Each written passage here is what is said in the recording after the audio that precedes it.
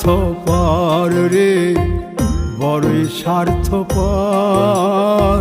বুকের মাঝে জায়গা দিলে যতন কইরা ভাঙ্গে রে অন্তর।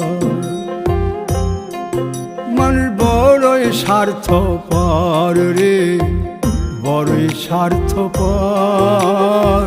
বুকের মাঝে জায়গা দিলে যতন কইরা ভাঙ্গে রে অন্তর।